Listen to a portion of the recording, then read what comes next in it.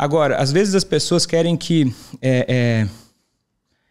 isso seja omitido, porque incomoda. Incomoda, beleza. Agora, eu não estou falando porque incomoda por conta da narrativa da indústria do álcool, que ao longo de muitos anos traz para quem está ouvindo isso aqui uma ideia de que quando eu ataco o álcool, eu estou atacando a liberdade individual. Uhum.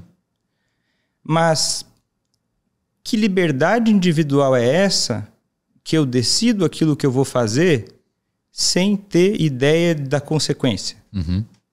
Então, e é muito interessante porque na minha concepção a liberdade exige conhecimento a respeito daquilo que você vai fazer. Se não é manipulação, né? Se não é o acaso ou é manipulação. Né? Vou jogar um dado. Eu escolho jogar ou não jogar um dado. Agora, quando eu escolho, eu vou fazer uso de álcool ou não. E daí as pessoas dizem, todo mundo sabe que o álcool faz mal. Coloca nos comentários quem nunca ouviu falar que não existe dose segura de álcool. Quantos médicos muitas vezes falam, até hoje, que o vinho faz bem para o coração? Ou uma besteira ainda maior, que tudo bem, fulano, se você tomar cerveja ao invés de vinho ou vodka. E, de novo, a gente está só começando a conversa e eu só estou dizendo que, só respondendo a pergunta. Não existe dose segura de álcool. A dose segura de álcool é 0 para o ser humano ou qualquer outro animal. Principalmente falando de câncer, que é o menor dos problemas que o álcool causa. Aí é uma opinião pessoal e técnica. E assim, você falou que o coração e o vinho, meu pai, por exemplo, já foi um cardiologista que exatamente isso, receitava uma taça de vinho de noite porque, sei lá o que tem no vinho, flavonoides, não sei, que faz bem pro coração, são antioxidantes e tal. Isso acho que muitas pessoas que estão em casa já tiveram também esse contato com alguma coisa parecida. Nesse caso, é ignorância do médico mesmo, no sentido dele não ter acesso a dados, é por conta dele beber e às vezes ele quer acreditar que aquilo é bom? Eu acho que isso é uma iatrogenia.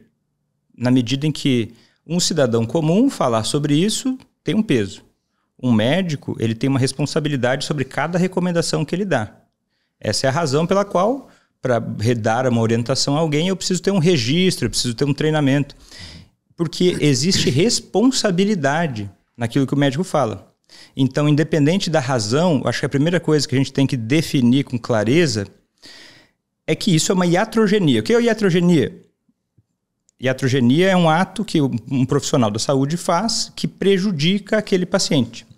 Então, se isso é alcoolismo, se isso é ignorância, são boas questões. Eu acho que, de uma maneira geral, é ignorância. É nunca ter estudado sobre o assunto. É nunca ter parado para pensar, por inúmeras razões. Nunca parou para sentar e estudar. Que evidência é essa? Porque quando a gente vai ver os próprios flavonoides, não é uma evidência tão forte assim. Mesmo em doses gigantescas, que seria o recomendado, que o vinho não alcança, não tem essa associação.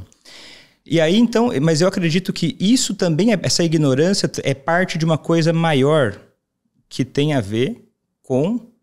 E aí, alguns podem pensar que é conspiracionista, mas eu peço só que fique até o final para entender de onde vem esse raciocínio, que é um pouco chocante, mas é porque é meio chocante, que existe toda uma questão cultural arquitetada, artificial, para que a ideia do álcool seja vista como segura, como adequada.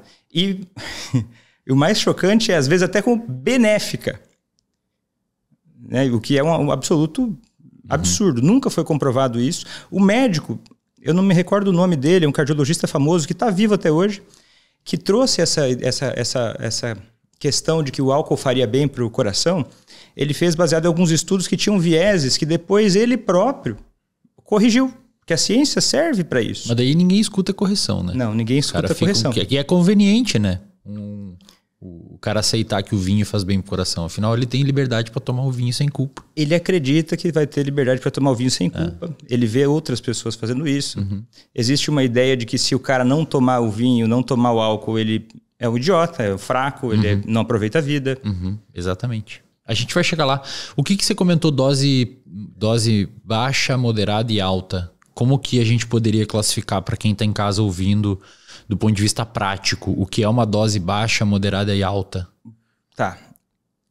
Existe um guideline, existem vários, mas o consenso hoje mais comum é o seguinte: 2 doses por dia para homem e 1 dose por dia para mulheres. Não todos os dias, seria uma dose de baixo risco. Na prática, seria o seguinte: pode ser que se a pessoa toma 1 ou 2 latinhas de cerveja, homem, ou uma latinha de cerveja, mulher, a cada 15 dias, uma vez por mês, isso não traga grandes impactos. Se não fizer isso, principalmente à noite. Porque senão vai atrapalhar o sono e aí vai trazer outros impactos do sono também. Mas a gente está falando em baixo risco. Ainda assim, traz risco de câncer, principalmente, se a gente for ignorar o resto das questões. Então, isso seria o baixo risco. E existe o beber exagerado numa única situação, que é maior ou igual a 5 doses de álcool para homem e 4 para mulheres. Uma dose, nesse caso, seria uma lata de cerveja, por exemplo? Uma lata de cerveja com 350 ml de cerveja, uma taça de vinho, 120 ml de vinho, 40, 50 ml de destilado. Isso seria equivalente a 1 dose. Então, quando fala, fulano bebe cachaça, ele é mais grave do que quem bebe cerveja. Não, 1 dose de cachaça é a mesma coisa de álcool, a mesma quantidade de álcool que uma lata de cerveja. E sabe o que é interessante?